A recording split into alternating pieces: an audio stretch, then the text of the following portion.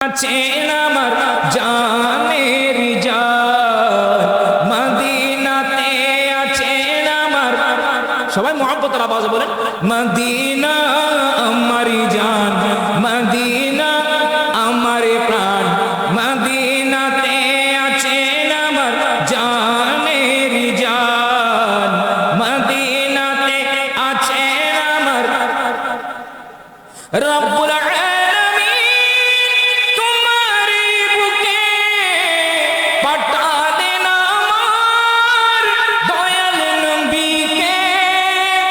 রব্বুল আলামিন তোমারে বুকে পাঠালেন দয়াল নবীকে, সেই কারণে তোমার বাগানে, সেই কারণে তোমার বাগানে পাওয়া যায় কোরআন হাদিস দ্বীন ও ঈমান, পাওয়া যায় কোরআন হাদিস দ্বীন ও ঈমান।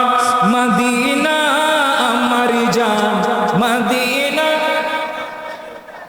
মদিনাতে আছেন আমার জানের জান, মদিনাতে আছেন আমার জানের জান।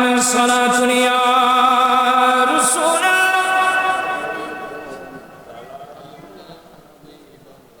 আপনাদের মনোযোগ আছে তো? কি বলছিলাম? তাহলে আমার নবী আগমন হয়ে উম্মতকে তালিম দিয়েছেন, শিক্ষা দিয়েছেন, আল্লাহর পরিচয়, ওয়াহদানিয়তের পরিচয় মানুষের কাছে তুলে ধরেছেন, শরীয়তের জ্ঞান মানুষকে তালিম দিয়েছেন, শিক্ষা দিয়েছেন। একটু বড় আওয়াজ বলেন সুবহানাল্লাহ। সেই শিক্ষা গ্রহণ করা আমরা প্রত্যেকের উপর ফরজ, প্রত্যেক উম্মতের উপর। কি আমরা বাচ্চাদেরকে সে হাদিস কানা শিক্ষা গ্রহণ করি, নূরানিতে পড়ানো হয়। তালাবুল ইলমি ফরিদাতুন আলা কুল্লি মুসলিমিন ওয়া মুসলিমা। প্রত্যেক নরনারীর উপর জ্ঞান অর্জন করা ফরজ। জ্ঞান অর্জন করা। আপনাদের কি কষ্ট হচ্ছে? আমার কথা বুঝতে কষ্ট হয়? প্রত্যেক নরনারীর উপর, আমাদের সবার, এখানে কেউ বাদ নাই, এখানে কেউ, আপনাদের কষ্ট হচ্ছে? প্রত্যেকের উপর কি বলেন না ফরজ। আমরা নামাজ পড়ি, রোজা রাখি, তাহলে নামাজ পড়া ওয়াক্ত মোতাবেক আদায় করা কি ফরজ? বলেন নামাজ ওয়াক্ত মোতাবেক আদায় করা কি? এদিকে খেয়াল করেন, এদিকে নামাজ ওয়াক্ত মোতাবেক আদায় করা কি ফরজ? রমজানুল মুবারক মাসের রোজা রাখা কি ফরজ? এই ঠিক তদ্রুপ ইলমে দ্বীন অর্জন করা, সেটাও আমার নবী বলছেন ফরজ। যদি জ্ঞান না থাকে আপনি নামাজ শুদ্ধভাবে পড়বেন কিভাবে? নামাজ পড়া ফরজ। এখন আপনি যখন নামাজে দাঁড়াবেন, কোরআন শরীফ যদি শুদ্ধভাবে তেলাওয়াত না করেন নামাজ আদায় হবে? বাজে কথা হন না, নামাজ আদায় হবে হবে না। তাহলে তেলাওয়াত শুদ্ধ করতে হবে।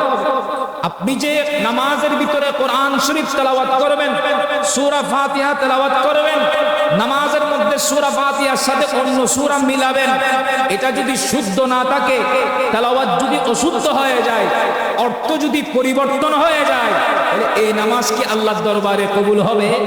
তাহলে এটা শুদ্ধ করার জন্য আগে কোরআনে পাককে শুদ্ধ করতে হবে। এবং নামাজ কিভাবে পড়বেন, উযু কিভাবে বানাবেন, শরীয়ত মোতাবেক কিভাবে চলবেন, এই জ্ঞানটা যদি আপনার না থাকে সারা জীবন তো ভুলের মধ্যে কাটাবেন। কথা বলেন, মাসনা মাসাইলের জ্ঞানগুলো যদি না থাকে, তো আমার নবী বলছেন যে ইলমে দ্বীন অর্জন করা ফরজ। কতটুকু? আমি নিজেকে শরীয়ত মোতাবেক চলার পর সেই জ্ঞানগুলা আমার থেকে অবশ্যই আদায় করতে হবে, শিখতে হবে, জানতে হবে। এখন আমি উযু কিভাবে বানাবো সেটা জানি না, অনেক বান্দার গোসল ফরজ হয়েছে, কিন্তু ঠিকভাবে গোসল ফরজ যে আদায় ফরজ হয়েছে ঠিক এটা কি কিভাবে আদায় করবে, সে তালিম যদি না থাকে, সেই জ্ঞান যদি না থাকে, তাহলে তো ওই বান্দা সারা জীবন ভুলের মধ্যে থাকে।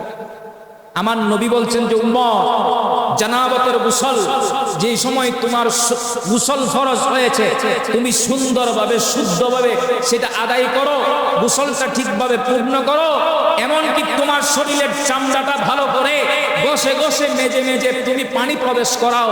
কেন? কোন অঙ্গ যদি শুকনা থেকে যায়, ওই অঙ্গ জাহান্নামের আযাবের মধ্যে থাকবে। একটু বড় আওয়াজ বলেন না নাউজুবিল্লাহ। তাহলে কতজনে জানে শুদ্ধভাবে গোসল কিভাবে করতে হবে? ফরজ হলে ফরজ গোসল অনেক বান্দা ভুলের মধ্যে আছে। এই শরীয়তের জ্ঞানগুলা যদি না থাকে, সমস্ত নরনারী প্রত্যেকের উপর আমার নবী ফরজ করেছে, তাহলে এই জ্ঞানগুলো আমাদের যদি না থাকে, শরীয়ত মোতাবেক কিভাবে করব, নামাজ কিভাবে আদায় করব, শুদ্ধ কিভাবে হবে, সেই মোতাবেক আমি কিভাবে আদায় করব, সেই জ্ঞানটুকু যদি না থাকে, তাহলে দেখবেন বান্দা সারা জীবন ভুলের মধ্যে থাকবে। আজকে আমরা সেই জ্ঞান থেকে দূরে বিদায়, আমরা আজকে সেই জ্ঞান অর্জন করছি না বিদায়, আজকে অনেক বান্দা অনেক ছেলে সন্তানদেরকে সেই জ্ঞান অর্জন থেকে দূরে রেখেছে বিদায়। দেখবেন মসজিদের মধ্যে অন্যান্য ভিন্ন রকমের নামাজ মানুষ পড়তেছে। আমরা নামাজ সারা জীবন পড়লাম এক ধরনের, অনেক বান্দাদেরকে দেখা যায় নামাজ পড়তেছে ভিন্ন রকমের। এরকম আছে না নাই? বলেন না, ভিন্ন রকমের নামাজ পড়ে এরকম মুসল্লি মসজিদের মধ্যে পাওয়া যায় না? এখানে আল্লাহর মতে নাই আর কি। শহর বন্দরে দেখলে দেখা যায় আমরা পড়ি এক ধরনের, অনেক স্কুল কলেজ ইউনিভার্সিটির ছাত্র ইংলিশ মিডিয়ামে পড়ালেখা করেছে, সেই নামাজ পড়তেছে আরেক ধরনের। এটা হওয়ার কারণ, এটা হওয়ার কারণ আমরা প্রাথমিক যে জ্ঞান অর্জন করা দরকার সেটা থেকে আমরা খারেজ রেখেছি, এলম অর্জন করা ছেড়ে দিয়েছেন, জ্ঞান অর্জন করা ছেড়ে দিয়েছেন। আলহামদুলিল্লাহ, অত্র এলাকার মধ্যে যে মাদ্রাসা হয়েছেন, একটা শিক্ষা প্রতিষ্ঠান করেছে, এই ছাত্রগুলাকে সুন্দরভাবে তালিম দিয়ে তুলতেছে। এই ছেলে কখনো বিপদগামী হবে না, এই ছেলে কখনো কি হবে না, বিপদগামী। একটা হাদিস শুনুন, আপনাদের কষ্ট হচ্ছে, একটা হাদিস শুনেন। আমার নবী হাদিস পাকে বয়ান করেছেন, যে হাদিস কানা বিশেষ করে মুসলিম শরীফের মুত্তাফাক আলাইহি হাদিস, বুখারী মুসলিম উভয়ে নোট করেছেন। আন আব্দুল্লাহ ইবনে আমর রাদিয়াল্লাহু তাআলা আনহু قال قال رسول الله, সবাই পড়ুন, সাল্লাল্লাহু আলাইহি ওয়াসাল্লাম, ইন্নাল্লাহা লা ইয়াকবিদুল ইলমা ইনতিজাআন ইয়ানতাজিউ মিনাল ইবাদি ওয়ালাকিন ইয়াকবিদুল ইলমা বিকবদিল উলামা'i হাত্তা ইযা লাম ইয়াবকা আলিমান ইত্তাখাযান নাসু রুউসান জুহালান ফাসুইলু ফাফতু বিগাইরি ইলমিন ফাদাল্লু ওয়া আদাল্লু। আমার নবী নূরানি জবানে ঘোষণা দিলেন, আল্লাহ বান্দার সিনা থেকে এলম কেড়ে নেবার মাধ্যমে এলম উঠাবে না। আল্লাহ যে বান্দাদের কলবে এলম দিয়েছেন, সিনা থেকে কেড়ে নেওয়ার মাধ্যমে এলমকে দাফন করবে না, এলম উঠাইয়ে নেবে না। আলেম দাফন হওয়ার মাধ্যমে এলমও দাফন হয়ে যাবে। আলেম দাফনের মাধ্যমে এলম কি হয়ে যাবে? কারো সিনা থেকে এলম কি করে নিবে না। বহুত আলেম, অসংখ্য আলেম আছে না, ওনাদের সিনার মধ্যে কি আছে? কথা বলেন না রে বাবা, ওনাদের সিনার মধ্যে এলম আছে। এই আলেম ওনাদের সিনা থেকে আমার আল্লাহ এলম কেড়ে নিবে না, ওনাদের ইন্তেকালের মাধ্যমে এলম দাফন হয়ে যাবে। যেমন ইমামে আহলে সুন্নাত শেরে বাংলা রাহমাতুল্লাহ আলাইহি গাজী মিল্লাত বড় জবর বিখ্যাত আলেম ছিলেন, ওনার সিনার মধ্যে এলম ছিল। উনি দুনিয়ার বুকে থাকতে মানুষের কাছে এলম বন্টন করেছেন, ওনার অনেক ছাত্র হয়েছেন, কিন্তু আল্লাহ ওনার সিনা থেকে এলম উঠিয়ে দেন নাই। ওনার ইন্তেকালের মাধ্যমে এলম দাফন হয়ে গিয়েছেন। ঠিক ইমামে আহলে সুন্নাত আল্লামা হাশিমি শাহ হুজুর কিবলা, মুফতি আহলে সুন্নাত আল্লামা নঈমি শাহ হুজুর কিবলা, এভাবে জগৎ বিখ্যাত অনেক মাধ্যমে উনারা আপন আপন কবর শরীফে যেভাবে দাফন হয়েছেন, উনাদের সাথে উনাদের এলমও কি হয়েছে, দাফন হয়েছে।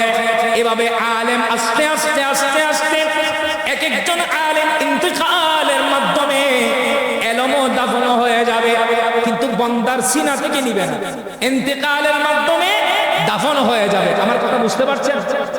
আমার নবী বলতে যাচ্ছেন কি মানে আমার উম্মত কি চাইলা তোমরা ইলমে দ্বীন অর্জন করো, জ্ঞান অর্জন করো, ইলম অর্জন করো। আল্লাহ বান্দার সিনা থেকে ইলম কেড়ে নেবার মাধ্যমে ইলম কেড়ে নিবে না, বরঞ্চ আলেম ইন্তিকালের মাধ্যমে আলেমের ইলম দাফন হয়ে যাবে। এভাবে আস্তে আস্তে আস্তে আস্তে আলেম ইন্তিকালের মাধ্যমে এক এক আলেম যখন দুনিয়া থেকে চলে যাবেন, সমাজের মধ্যে আলেম থাকবে না, সমাজের মধ্যে আলেম পাওয়া যাবে না। আলেম যখন থাকবে না, তখন সমাজের মধ্যে কোনো একজন মানুষকে সিলেক্ট করবে যার কাছে কোনো কি নাই, জ্ঞান নাই, যে বন্দার কাছে কোনো কি নাই। সমাজের মধ্যে যখন আলেম পাওয়া যাবে না, ওই সময় একজন বান্দাকে সিলেক্ট করবে যার কাছে কোনো দ্বীনের জ্ঞান, ধর্মের জ্ঞান থাকবে না। সমাজের মানুষ যখন সমস্যায় পড়ে যাবে, মাসলা মাসাইলের সমস্যায় পড়ে যাবে, মানুষ যখন সমস্যায় পড়বে ওই বান্দার দুয়ারে যাবেন। ওই বান্দা নিজ ওই বান্দার কাছে তো কোনো এলম নাই, এলম না থাকার কারণে মন গড়া ফতোয়া দিয়ে দিবেন। আমার নবী বলেন নিজেও ধ্বংস হলো, পুরা সমাজকে ধ্বংস করলো। উচ্চ আওয়াজ বলুন না নাউজুবিল্লাহ।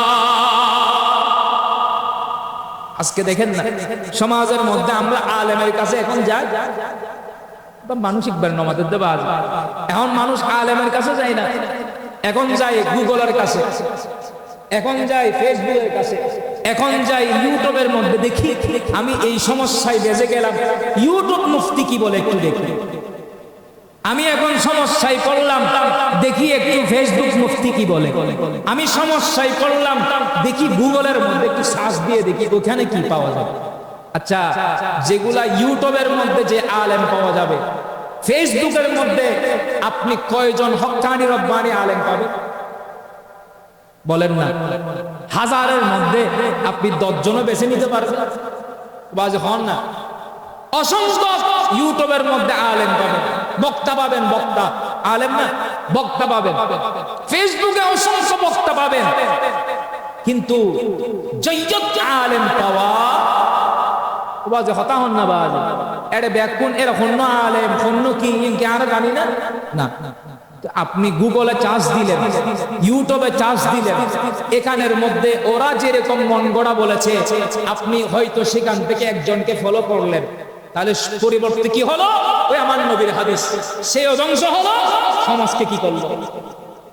তো কষ্টর মালার বাজি। আপনারা সমস্যায় পড়লে হক্কানি রব্বানি আলেমের দরবারে, সমস্যায় পড়লে আলেমের দরবারে যাওয়ার জন্য বলেছেন আমার নবী। আজকে আমরা আলেমের দরওয়াজায় যাই না, আলেমের সান্নিধ্যে